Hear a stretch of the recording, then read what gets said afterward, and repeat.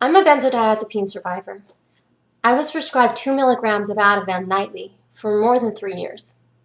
And as somebody who understands not only dependence on this medication, but who has also experienced the injury, the disabling effects that these drugs can cause, or BAD, a benzodiazepine-associated disability, I've come to understand that there is something every bit as insidious as benzodiazepines and what they do to millions of people throughout the world every year. And that is the addiction language that surrounds them. Now, let me be clear, addiction is real. There are people who abuse benzodiazepines, and my job isn't to cast aspersions on those people because addiction is an illness unto its own. But that's not this illness.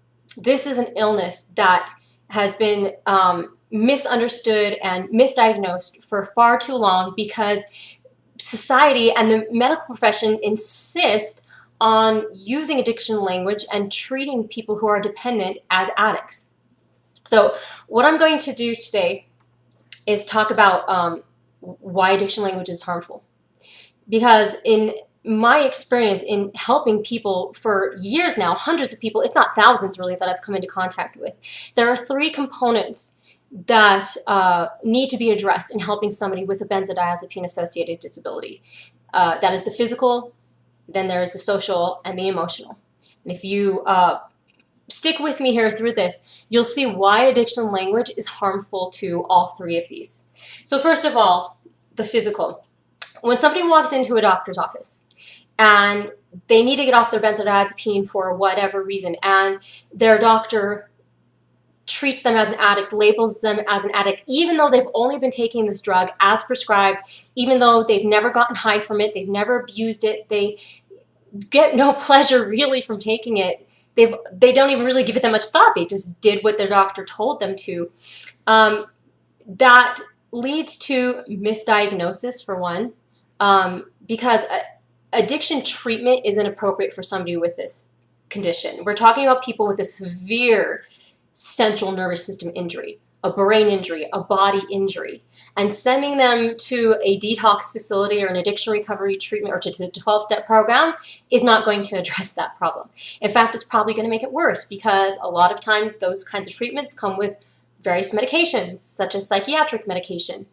And if you take a look at the numbers of people with this disability, those of us who are genetically prone to this problem, we're going to be far more likely to have adverse reactions to further pharmaceutical treatments, especially psychiatric ones. So misdiagnosis can lead to mistreatment, which can also lead to further injury. The other kinds of misdiagnosis are people get misdiagnosed with MS, with fibromyalgia, with all kinds of autoimmune illnesses. People get surgeries unnecessarily simply because addiction language has taken the forefront for so long that we don't recognize when somebody is presenting with a benzodiazepine injury. And then, of course, the other thing is this shifts the blame onto the patient. When somebody goes in and they're kind of afraid to talk to the doctor, I think, first of all, because they know that they're probably going to be labeled as an addict. But also it shifts the blame from the doctors who are misprescribing these, who are overprescribing these drugs. It shifts the blame from the pharmaceutical industries, from the FDA really, who have known about this problem forever, who have been petitioned, who have seen all the adverse effects reports and have done nothing about it. It shifts the blame on really to an innocent victim, which then leads to the social repercussions of this. When addiction language is used, it's assumed then that that person has some level of control, has some level of culpability for their condition, and can therefore take action to remedy it.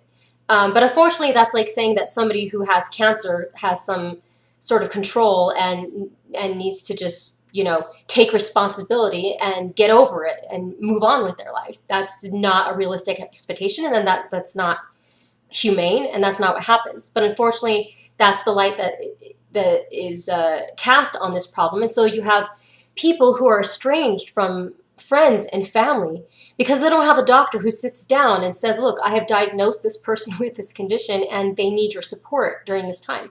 Because we're talking about a long-term disability. I'm more than 2 years out from taking any benzodiazepines, and I still deal with a lot of limitations mentally and physically because of what this drug did to me. But people don't understand that, and so their partners or their spouses leave them. They lose their jobs, not only because they can't function, but because they can't take in a note from their doctor that says, I have these limitations because I have this illness. They don't have that. They lose their source of income, and then they can't even apply for disability because they don't have a specific diagnosis code. They don't have their doctor support that they need. And so people really lose their lives to this as they're trying to struggle, as they're trying to heal from this injury. They lose all sources of social and financial support, which then, of course, leads to the emotional aspect of this. I mean, imagine dealing with a condition that it almost defies description, the horrifying nature of the suffering that you experience, both mentally and physically, in dealing with this.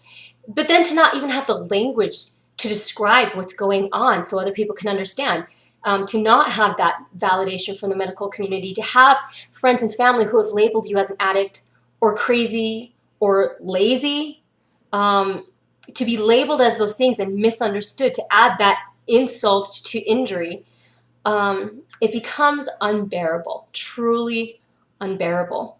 People who have experienced war, who have experienced stage 4 cancer, those who have lost a child or experienced other severe tragedies, rape, have all unequivocally described benzodiazepine-associated disability and their experience with that as the worst thing that they have ever had to endure.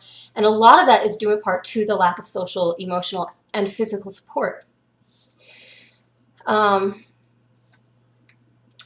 only is it difficult to bear, but it opens you up to bullying, to being abused. A lot of times people with this condition, they do try to reach out, they do try to explain what's going on, and when they do, they're told, well, you should have known better, you assumed the risks. To the people who say that, I would just say that they don't, well, first of all, they obviously don't have a lot of empathy, and second of all, they're not being very logical. I mean, that's like saying that anywhere from, 20 to 50 million people are injured in car accidents every year in the US. And so therefore you should have known better and you shouldn't have gotten behind the wheel. There's no way of knowing, you know, how the cards are going to be played out and who's going to be injured and who isn't. And there's certainly no warning about the long-term disability of this, which isn't on any warning pamphlets that are out there. So yeah, that's the other huge part of this. And the crazy thing is, I mean, these are some of the most widely prescribed drugs in the world. 85 million prescriptions are written for benzodiazepines every year. This is a problem of massive proportions, and the majority of people who take these do not abuse these drugs. So addiction language should not be at the forefront of this conversation. Even terms like withdrawal and recovery, dependence even, can be detrimental, because what we are talking about are people who have a disability, people who have a central nervous system injury, and we can't get the research into that, we can't get the recognition for it, we can't get the help that we need because we don't even have the language for this. So for those of you who are watching, and I hope some of you are medical professionals, I hope some of you are the loved ones of somebody who is dealing with bad right now, I just want to plead with you to please stop using addiction language. Because even for those doctors who may pride themselves on never prescribing benzodiazepines or knowing all about this and knowing how to get people off, if you still insist on using addiction terminology in reference to people who are suffering from a long-term disability because of these drugs, you're every bit as much a part of the problem as the doctors who continue to hand these out like candy. And that is because just because somebody can get off their benzodiazepine or heal from a benzodiazepine injury and still be alive, that doesn't mean that they haven't still lost their lives because of this drug and the problem of addiction language. So please, please, stop using addiction terminology, and let's cast more light on this problem that has for decades now been shrouded by and obscured by addiction language. Let's start talking about the reality of what's really happening so we can get people the help that they need. so we can get them the support, so we can get the research done, so we can help cure this illness, so we can help the millions of people that this is happening to worldwide every year.